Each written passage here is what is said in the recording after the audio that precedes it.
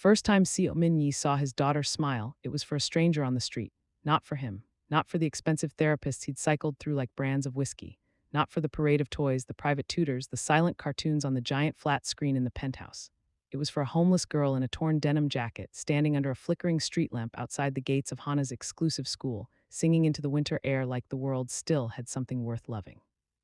He saw it through the tinted glass of his black Maybach, parked just far enough down the block that the school's cameras never quite caught his plates. He watched his 6-year-old, small and pale in her navy uniform, stop dead on the sidewalk as the girl's voice floated over the sound of traffic. Baby, baby, don't you cry, the sun gone, chase those clouds goodbye. Her voice wasn't polished. It wasn't trained. It was raw and warm and cracked at the edges, something like honey poured over broken glass. And Hana, who had not spoken a full sentence since her mother bled out on their marble kitchen floor 18 months ago, tilted her head, loosened her small fingers from the nanny's hand, and took one step toward that sound. Min-yi's jaw clenched. In the front seat, Jin glanced at him in the mirror. "Boss," he asked. "Wait," Min-yi said quietly. The nanny, a tense woman from Busan whose name he rarely used, blinked, followed Hana's gaze, and saw the singer. "Miss Hana," she sputtered in accented English. "We go now, okay?" Appa waiting, Hana didn't move. The wind cut down the Manhattan street, snatching at the homeless girl's braids, making them dance around her dark face. She pressed her palms against the frayed pockets of her jacket, shoulders hunched, voice steady. "Hold on just a little while, we gone, find a place to smile." Min-yi realized he stopped breathing. He watched his daughter's cheeks flush pink from the cold, from something else, from whatever flicker of light this stranger's song had sparked in the place he'd been unable to reach for over a year. And then he saw it. The corner of Hana's mouth quivering, lifting, not a big smile, not the easy, gummy grin she'd had at 3 when her mother would spin her around in the elevator just to hear her squeal. A small, cautious smile, like she was trying on the memory of the feeling, but a smile. "Jesus," Jin whispered without thinking in Korean. I see it," Seo Min-yi said. Something hot and unfamiliar uncoiled in his chest, half joy, half rage. Because if a stranger on the street could do in 30 seconds what he had not managed in 18 months, then he had been failing in a way he didn't even know how to name. Outside, the song trailed off. The homeless girl, she couldn't have been more than 19 or 20, with skin the color of deep coffee and eyes that had seen more winters than her face, caught Hana's stare and blinked, startled. A small, uncertain smile of her own tugged at her mouth. "Hey there, little lady," she said softly, lowering her hands. "You like my terrible singing?" Hana hesitated. Then, in a voice that sounded like it had been used so little it creaked, she said one word. "Yes," the nanny choked. From the driver's seat, Jin made a small, strangled sound. Min-yi felt the world tilt. He was out of the car before he decided to move. The cold slammed into him, sharp and disrespectful, but he barely felt it. He walked toward them, polished shoes slicing through puddles, the heavy weight of his coat familiar, men in dark suits peeling off the building walls around him as instinct moved them into formation. The homeless girl saw them before Hana did. Her gaze flicked from Hana's face to the approaching wall of black wool and hard expressions. He watched her body change, her shoulders squared, her chin lifted, her fingers, still tucked into her jacket pockets, curled like she was ready to run or punch, he couldn't tell which. Smart, he thought, scared but smart.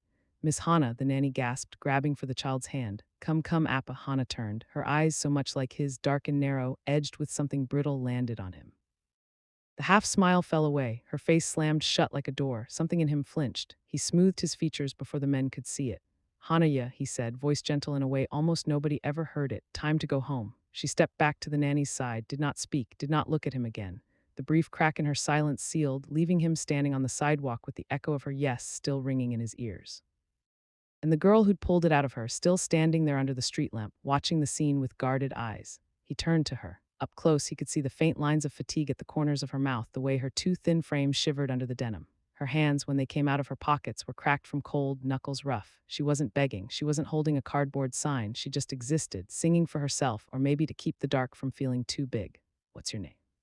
He asked, English wrapped in the soft remnants of soul. Suspicion flickered. She looked at him like any black girl who'd grown up on streets where men in nice coats meant cops or creditors or trouble. "Why," she deflected. "You gonna rate the performance?" Jin shifted behind him, half a step forward, offended. Min-yi lifted one finger. His men froze. He let his gaze rest on her without hardening it the way he usually did. "My daughter smiled," he said simply. "I'd like to know who did that." Something in her face softened, just a little. "Nevi," she said after a beat. "Like heaven backwards. Blame my foster mom, she was quirky."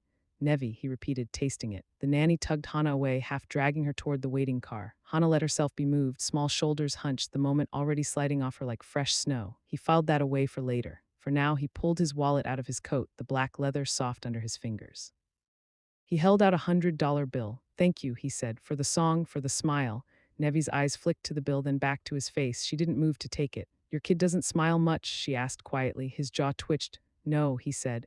She murmured. She'll get there. One day something won't hurt as much as it does now.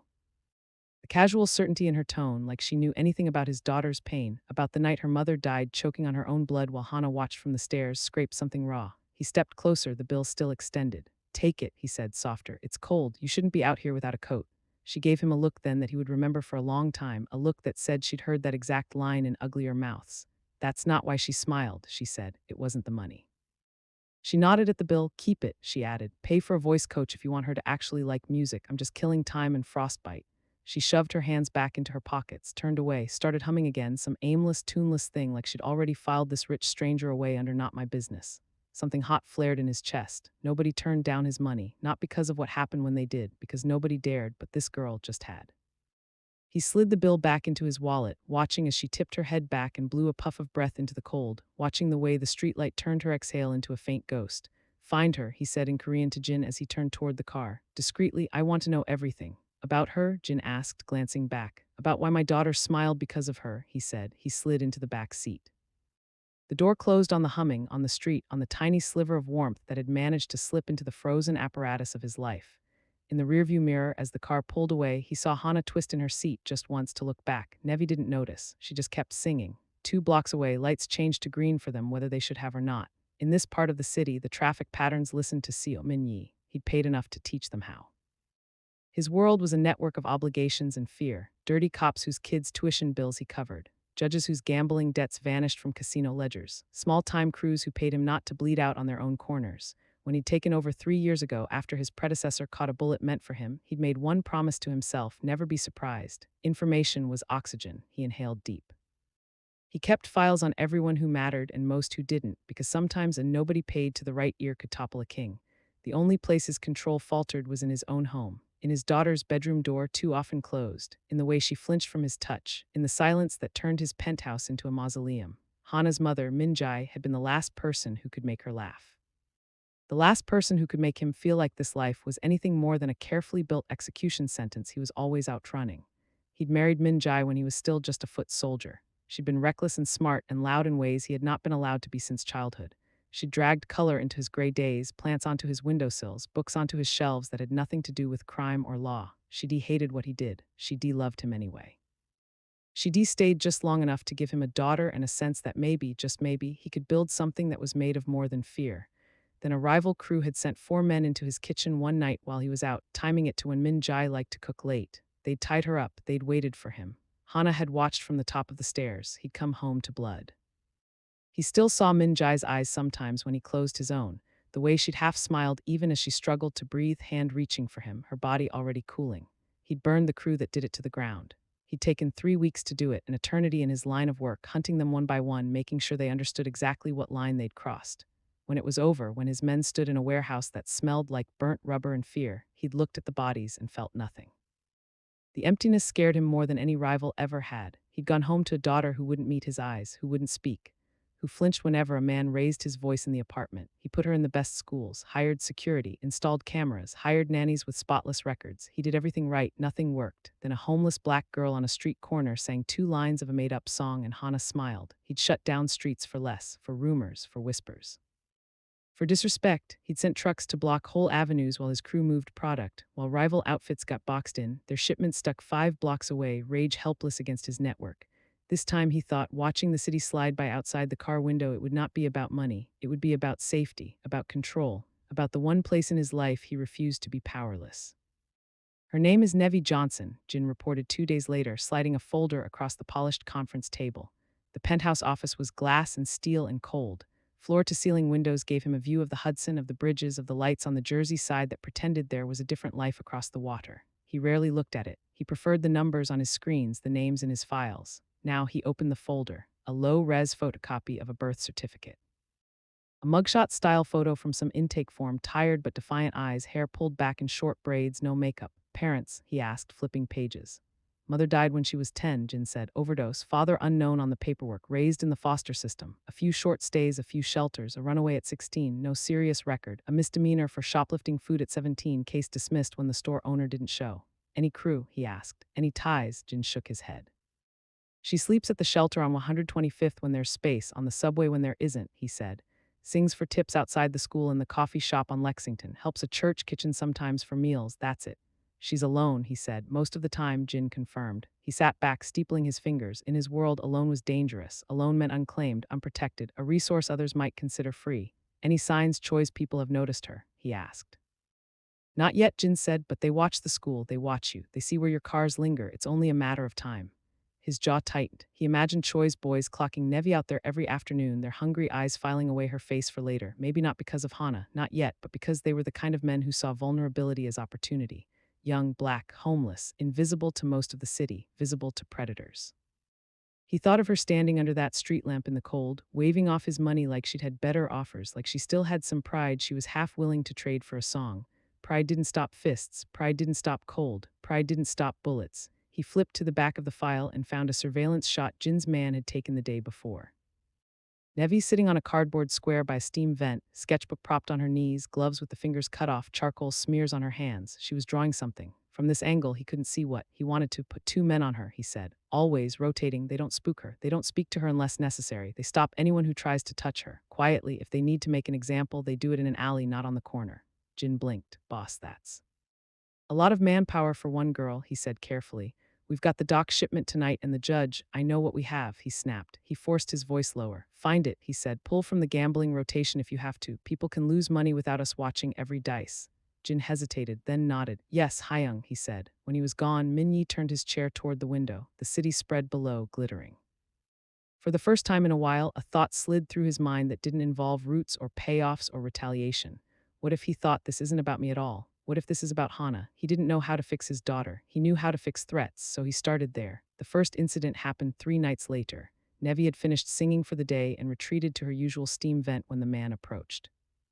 He was white, mid-30s, puffy jacket and cheap cologne, the wide swagger of someone who thought his paycheck gave him permission. You got a pretty voice, he said, hovering too close. Nevi didn't look up. Thank you, she said flatly. You out here every day, he pressed. Girl like you shouldn't be sleeping on the street. You ever want a real bed? I got one. He laughed at his own line. The undertone made her skin crawl. Hard pass, she muttered, scooting an inch away. His jaw tensed. Don't be stuck up, he said, reaching out like he was going to pinch her chin. Ain't nobody else trying to help you. His hand didn't land. It stopped, fingers inches from her face, caught in a grip so sudden and hard he let out a yelp. She jerked back, eyes widening. One of Hwan's men, Du Hyun, a stocky guy in a plain black hoodie, stood over the creep now, dragon-tattooed fingers wrapped around the man's wrist, expression bored. Walk away, Du Hyun said calmly. The man blinked.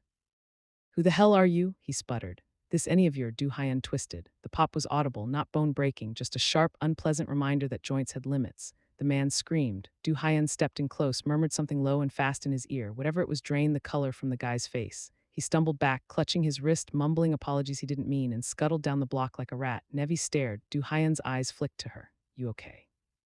He asked, voice softer now. She blinked again. I didn't ask you to do that, she said. I know, he said, but my boss did. Your boss, she echoed. The rich guy with the trench coat and the brooding. Du Hyun huffed a short laugh. That's one way to put it, he said. What does he want? She asked. Nothing, he said. Just for you to keep singing. She frowned. That is the creepiest thing anyone's ever said to me, she said. It's not like that, he said quickly. His kid, yeah, she cut in. I saw, she smiled. I didn't do it for you or him.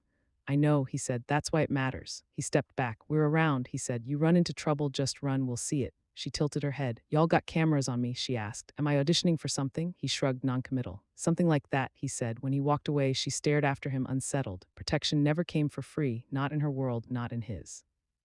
She'd grown up understanding that every kindness had a hook. Meals came with expectations. Beds came with conditions. Even foster parents who didn't hit still wanted some version of her that fit easier into their Christmas photos. This felt different. Nobody was asking her to pretend she was their daughter or their girlfriend or their project. They were just keeping her from getting groped. She went to the shelter that night and lay awake on the cot, listening to the chorus of snores and murmured dreams, staring at the water-stained ceiling. In the morning, she sat outside the coffee shop on Lexington, sketchbook open, drawing. She didn't see the black sedan pull up across the street, but she felt it. That shift in the air when someone dangerous entered a scene. She looked up. Seo Minyi leaned against the car, coat open, hands in his pockets, watching her. She rolled her eyes. Y'all don't believe in subtlety, huh? She called across the sidewalk. He pushed off the car, crossed the street with the easy grace of a predator that didn't need to hurry. Subtlety is for people who can't back up loud, he said. She snorted. Okay, Tumblr quote, she said. What do you want? He looked down at her sketchbook. On the page, in quick, sure strokes, she'd captured Hana, standing under the school gate, head tilted, the almost smile. He felt his chest tight. You drew her, he said. She was interesting, she said. Sad kids always are. He didn't like the way that sounded in her mouth. What do you know about sad kids? He asked before he could stop himself. She gave him a look. One, I was one, she said. Two, I see them all the time, in the shelter, on the train, in the mirror. He had no answer for that. Thank you, he said finally. For the other night, for stopping that man, she blinked. That wasn't me, she said. That was your dude. Because I told him to be there, he said. Because of you, you told your muscle to babysit me, she said slowly. Because your kid smiled once. He didn't like the way she flattened it, but he couldn't argue. Yes, he said. She shook her head. You're weird, she said. You're welcome, he replied. She studied him. Why do you care this much, she asked. You could have just told your nanny to keep your kid away from me. She went to you, he said simply. He shrugged. I listen when she moves, he added.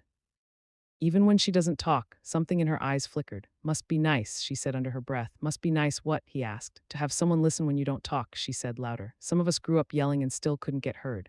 He filed that away too. What do you want, Nevi? He asked. If you could have anything that isn't magic. She laughed bitter. Magic's the only thing that fixes homelessness, honey, she said. But if we're playing a real bed. A shower where I don't gotta wear my shoes. Somewhere I can leave my sketchbook without worrying someone will sell it for a dime.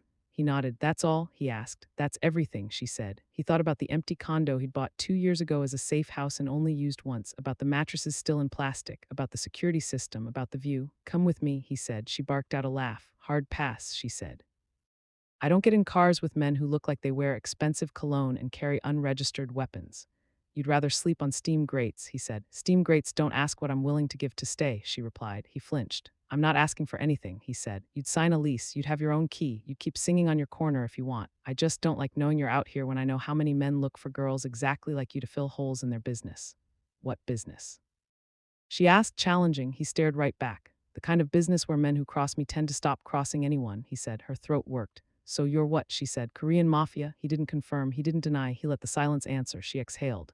Well, that explains the car, she said, and the brooding. His mouth twitched. You say that like you don't care, he said. I care, she said. I just care about different parts than you think. My safety is my job, not yours. You throwing bodies at it makes it less safe in some ways. You think I'm going to bring danger nearer, he murmured. You already did, she said. The minute your men started watching me, I became interesting to people I don't even know the names of yet. Guys like that wrist grabber, they back off when someone bigger snarls, but the ones who really scare me, they don't. They get creative. He hated that she was right. Hated that she understood the game well enough to see the angles even when they weren't hers. I can't undo putting eyes on you, he said. It's done, but I can increase who's watching. That sounds like a threat, she said. It's a promise, he replied. She held his gaze for a long beat. Why? She asked softly. Really, why me? He could have lied. He didn't. Because you made my daughter smile, he said. Because I haven't heard her voice in a year and she answered you. Because you did that with nothing but a song and a coat that's falling apart. I want the world where she can see you again to still exist tomorrow. Emotion flickered across her face like a shadow. Damn, she muttered. That's actually sweet, he chuckled. Don't tell anyone, he said. It'll ruin my reputation. She snorted. Your reputation's already trash, she said, just in a different way. He felt something like a real smile pull at his scar. Think about it, he said. The place, the bed. The shower without shoes, no strings. There are always strings, she said. His smile faded. Only the ones you tie, he said. He walked away before she could see that he meant it more than she should have let him. Jin thought he was losing his mind. You're shutting down the block for a girl with a guitar and a sketchbook, Jin said as they sat in the back of the car that night, watching men quietly scoop dealers off corners 2 streets over, redirecting traffic, switching lights. I've shut down blocks for less, Seo Minyi said. Not for soft things, Jin replied. This is different. Yes, he said, it is. He didn't elaborate. Jin didn't push. Word spread. Nobody knew why, but for 3 blocks around the private school, around the coffee shop, around the shelter, the streets went quiet. No drug drops, no shakedowns, no unregistered guns. Man so much as raised his hand at a woman on that strip. He found himself sitting in a dark basement the next night with a dragon-tattooed hand on his shoulder and a soft voice explaining the new rules. Nobody died, not for this. They just got reorganized. Nothing happens on those streets without my say-so, Hwan told his captains at a late-night meeting in a restaurant's private room, smoke curling up from the ashtray, the city's heartbeat drumming through the floor. Because of Choi, one asked. Because of my daughter, he replied. Nevi didn't know the extent of it. She only knew that some days the corner felt lighter. People stopped crossing the street to avoid the shelter door. The guy who used to sell pills out of his backpack moved 2 blocks down. The air changed. She felt watched, but not hunted, protected. And she hated how good that felt. Still, she didn't take his offer. She kept sleeping where she slept, showering where she could, humming the same half songs under her breath as Hana walked by, listening for the small intake of breath that told her the girl had heard. One Friday, 2 weeks after the almost assault, Hana stopped again. This time she let go of the nanny's hand on purpose. She walked right up to Nevi's small boots crunching on old snow. The nanny fluttered nervously. Hana, miss. Hana ignored her. She tipped her face up. Can you sing the cloud's song again? She asked, voice small but clearer than last time. Nevi's throat tightened. You remember that? She asked. Hana nodded. It made my chest feel less tight, she said. Her hand fluttered over her heart, fingers splayed. Nevi swallowed. Yeah, she said softly. Okay then, she sang, gentler this time, just for her. Hana closed her eyes, breathed. When the song ended, she opened them again. You're pretty, she said matter-of-factly. Nevi laughed. You too, little Miss Rich Girl, she said. What's your name anyway? Hana, she said. Like a flower, Nevi murmured. Or one in Korean, right? Hana blinked. You speak Korean, she asked. Only the bits my friend's grandma yelled on poker nights, she said, smiling. Mostly words I probably shouldn't say around you. Appa says don't say bad words, Hana said solemnly. You should listen, Nevi said. He looks like he could enforce a swear jar with actual consequences. Hana giggled. It was a small sound, rusty but real. The nanny made a strangled noise. Miss Hana, we must go, she said. Appa, as if summoned by the word, a black car eased to the curb. The back door opened. Seo Min-yi stepped out, coat immaculate, expression unreadable. Hana's laughter cut off. She stiffened. He saw it, and he saw the way Nevi's shoulders rose, instinctively bracing like a stray dog trying to decide whether the hand reaching out held food or a leash. He approached. Afternoon, he said. To you too, Nevi said cautiously. I heard singing, he said. Your daughter requested a rerun, she said. You want to lodge a noise complaint, take it up with her. His mouth twitched. He looked at Hana. Hanaya, he said gently. You talked, she shrugged. Just a little, she said. Even a little is a lot, he said. He crouched down so he was level with her. He did this rarely. He'd been taught that lowering himself physically in front of anyone in public was weakness. For his daughter, he bent anyway. What do you think of Unnai's singing? He asked in Korean. It's warm, she replied quietly, also in Korean. Like Amma's hands, he swallowed. Do you want to hear it more? He asked. She nodded, small and shy. He stood. He turned to Nevi. It seems you're hired, he said. She blinked. Excuse me, my daughter likes your singing, he said. She speaks more around you than she has around anyone in a year. I would like you to continue being around, maybe teach her some songs. Some of those not from the shelter. I don't do kids' parties, she said, half joking, half scared. Not parties, he said, just moments. And where exactly would these moments happen, she asked. On this corner, under your cameras, he hesitated. In a safe place, he said, somewhere warm with food and no men like the one my guy had to dislocate the other night. Her eyes narrowed. You keep bringing out the amenities, she said, bed, shower, food, safety. You know, for a guy with a probably illegal empire, you got a real white knight complex. He exhaled sharply. This is not about me, he snapped. He caught himself, lowered his voice. This is about her, he amended. He jerked his head toward Hana, who was watching them both with wide, searching eyes. She lost her mother because of my life, he said. I cannot give that back, but I can give her this, if you will allow it. Nevi looked at Hana. At the way the little girl's hands twisted in the hem of her coat. At the way she hovered between them, half in the shadow of a man people called a monster, half in the faint light of a song. She thought about the nights she'd spent curled around her sketchbook to keep it from being stolen. About the way kids on the train sometimes looked at her guitar case like it might hold magic instead of 3 broken strings. About the fact that nobody had ever asked her to be something good for someone else before. Only useful or quiet, this would make you happy, she asked Hana. The girl nodded. Yes, she said. And you, she said to Hwan, what are you giving up for it? He blinked. I would pay you, he said. Whatever, not money, she interrupted. What are you closing? What are you stopping? What are you willing to make less ugly in her world if I step into it? He stared at her. The men behind him shifted thrown. He thought of the 3 blocks he'd already quietly sterilized. Of the shipments he'd rerouted. Of the fact that for the first time in his life, he'd told his men that there was territory they would not capitalize on. He thought about the phone call he'd made the night before, telling a lower-level crew that they would no longer be selling to teens outside the high school down the street. You ask for a lot, he said. You're offering a lot, she countered. Warmth, food, a future, for me, for her. That doesn't come without costs. I want to know you're not just moving the blood 2 blocks over. He was silent for a long moment. The city moved around them. Cars honked. Someone shouted across the street. Hana's breath puffed in the cold. Finally, he nodded. You will have a list, he said quietly, in a week, of the things we no longer do in a 10-block radius around her school, your shelter, your clinic, if you still volunteer there. She stared. A list, she echoed, of your sins, of my attempts to rearrange them, he said dryly. She couldn't help it. She laughed. It came out half broken, but it was real. You're unbelievable, she said. You know that? I have been told worse, he replied. She looked at Hana again. All right, flower, she said softly. Looks like I'm singing for my supper. Hana's eyes lit, sudden and bright. Her small hand reached out. Nevi took it. The contact was fleeting, but in that moment something clicked, a circuit completed. A current that ran from a shelter cot to a penthouse to a classroom, winding through 3 hearts that had all, in their own ways, learned to live with hunger. He shut down more than streets for Nevi after that. He shut down parts of himself. The parts that wanted to control, to claim, to dictate. He told his men Nevi was off limits in more ways than one. Any disrespect, any assumption, any hand laid on her that is not my daughter S, he said, and you will find out what I have been holding back for the sake of appearances.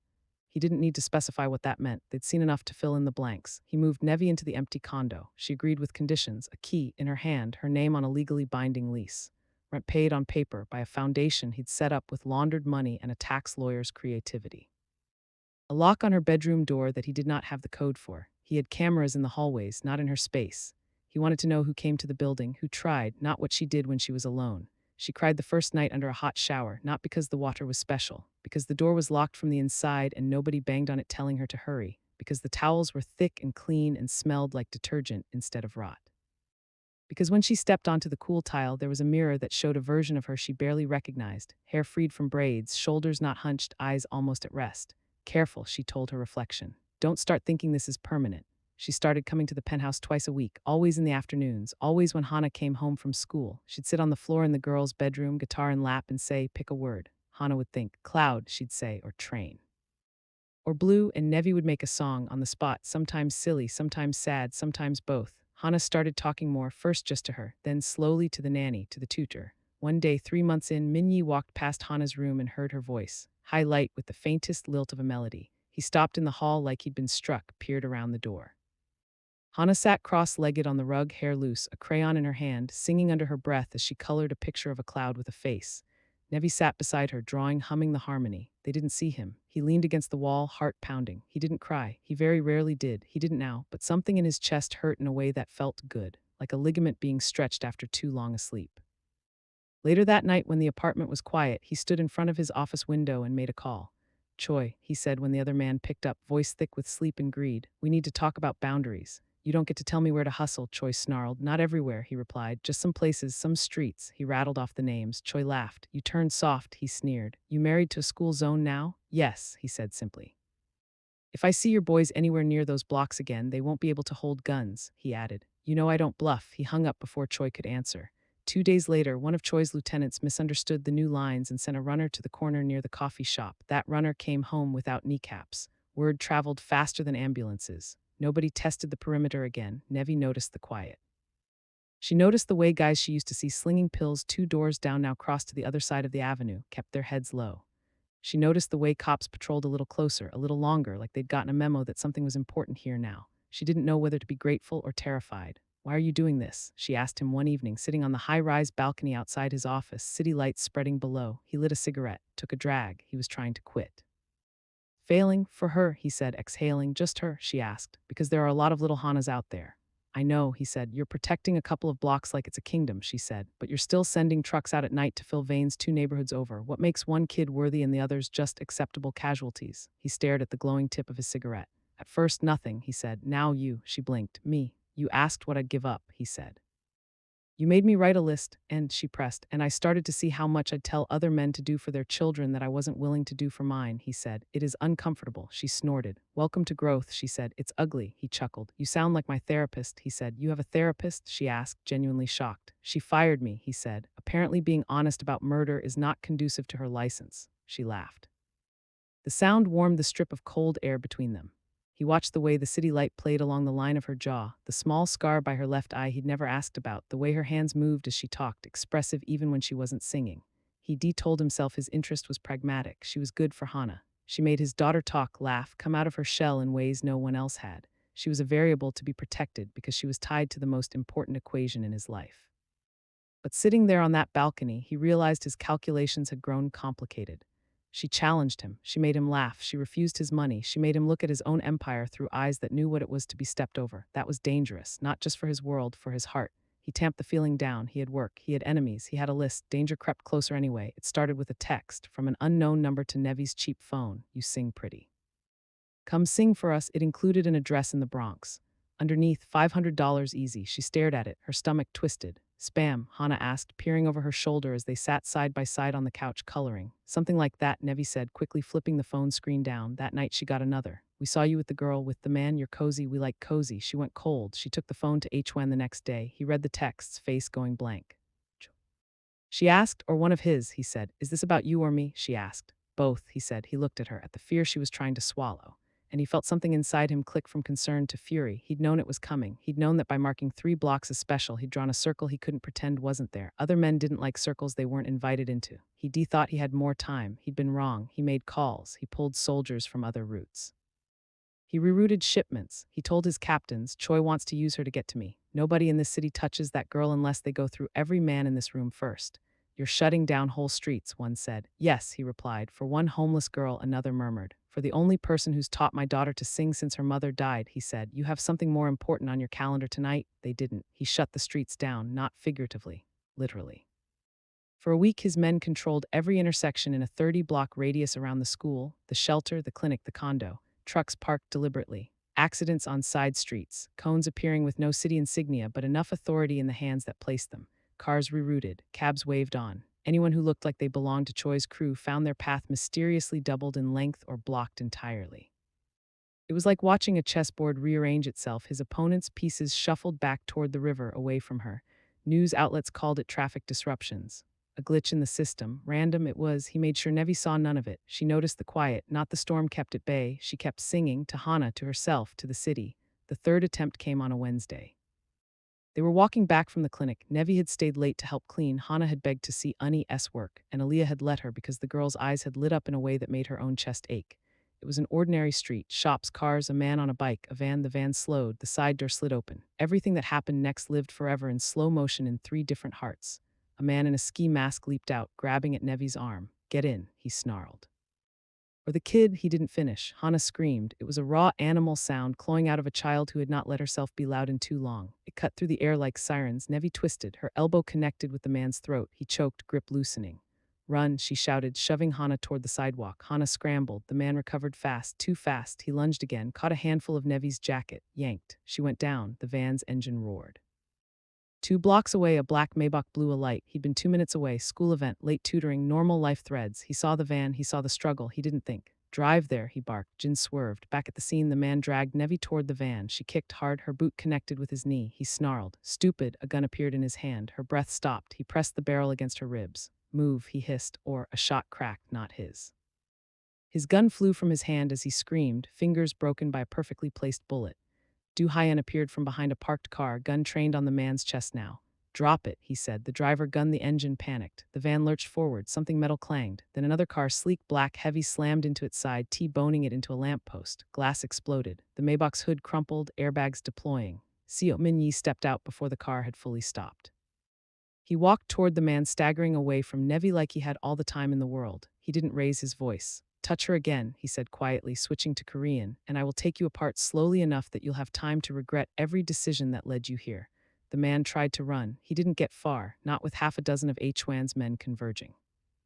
Not with a city block suddenly, inexplicably, bereft of witnesses, as store owners found reasons to lock their doors and pull down blinds. Hwan didn't watch what they did with the man. He turned to Nevi. She was on the ground, palms scraped, jacket torn, breathing hard. Hana was clinging to her back, small arms wrapped around her shoulders, face buried in her hair. Are you hurt? He asked Nevi. I'm fine, she panted. He didn't, she broke off, looked up. Your car, she said. Are you crazy?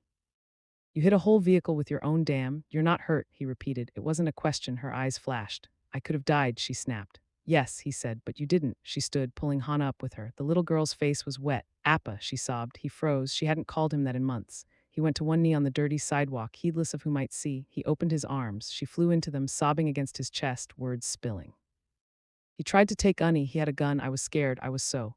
I know, Hana, yeah, I know, he murmured, hand on the back of her head, voice breaking. He looked over her small shoulder at Nevi. Thank you, sat unsaid. I'm done, Nevi said, voice shaking. He stiffened. With your life, he asked. With this, she said, gesturing around. With being bait, with being the girl on the corner who makes men think they can touch, with being the one who makes your enemies creative. She swayed. He saw the blood then, not much, a line on her side where the man's gun had scraped skin when it flew. He stepped forward. She blocked him with a hand. I said I'm done, she said. I'll still come for her. She nodded at Hana, clinging to him. I'll still sing, I'll still talk, I'll still show up at the clinic in the penthouse, but I am done sleeping where your shadows reach. I want the bed, I want the shower, I want the safety, I want it all, not just for 3 blocks, for me. He stared. For you, he echoed. Yes, she said. You shut down streets for me. Shut down whatever inside you thinks I'm only worth part-time protection. Treat me like an actual person, not a project, not a ward, not a pawn you feel guilty about. I want in, or I walk, and you do what you should have done in the first place, learn to sing for your own kid. The block was quiet. His men watched, pretending not to. Jin stood by the crumpled cars, phone to his ear, already telling some cousin in the towing business exactly what story the police would hear. Hana's breathing slowed against his chest. He thought about Minjai, about the way she'd once stood in this exact spot, different block, different night, hands on her hips, telling him, if you want to keep me, you gotta stop acting like a dragon guarding gold and start acting like a man guarding family. He hadn't listened then. He'd lost her. He had a chance now to listen to another woman who'd walked into his war and refused to be anything less than a full participant in her own survival. Yes, he said finally. It came out like an oath. Yes, Nevi, all in, she blinked. You mean that, she asked. I will prove it, he said, and over the next months he did, not with grand gestures, not only. He sat in chairs at parent-teacher conferences instead of sending emissaries. He showed up at the clinic without a retinue, sitting in plastic chairs while Hana got her flu shot, letting other parents stare and whisper. He moved more of his operations offshore into numbers on screens instead of packages in trunks, away from streets kids walked on. He told crews who'd once been proud of how many corners they controlled that prestige would now be measured in how many they didn't touch. He retired some men early, not with bullets, with pensions. He built a wall around the parts of the city that mattered to his daughter and the girl who'd become, in ways he still struggled to define, the axis of his attempt at redemption. And every night Nevi stood in his living room, guitar on her lap, Hana curled against her side, singing some new silly song about broccoli or rain or math. He felt something like peace slip into the spaces violence had once occupied. He was still dangerous. He would always be. But his danger had a direction now. Away from them, toward anyone who thought to test the reality he was building. Word spread through the city, not just the underworld, the shelters, the courts, the clinics. There's a Korean guy, people said. He's scary, he's rich. He's got this little girl and this black girl who sings, and if you mess with either of them, you better move to another country. Some laughed, some believed it. The smart ones didn't test it. One night, months after the van incident, Aaliyah walked by the block on her way home from a late shift. She saw Nevi standing under the same street lamp, hair longer now, coat thicker, still singing. Only now Hana sat on a folding chair beside her, coloring, head bobbing to the rhythm. A few feet away, leaning against a lamppost, hands in his pockets, Seo Minyi watched, not like a guard, like a man watching his family. Aaliyah caught his eye, lifted her chin. He nodded. They were all still dangerous. The streets were still ruthless, but for one stretch of asphalt under that particular lamp glow, something like safety existed. It stayed because he demanded it, because she sang for it, because a little girl smiled for it, and because sometimes, in the ugliest corners of a city that only cared about money and power, three people with broken histories could decide that their survival would mean more than just another story whispered in fear. The moral, if anyone ever asked Nevi to put it into words when she sang in places bigger than corners, was simple and complicated all at once. You don't save a monster by loving him. You save yourself by drawing lines he's never been brave enough to draw, then making him stand on the right side of them with you.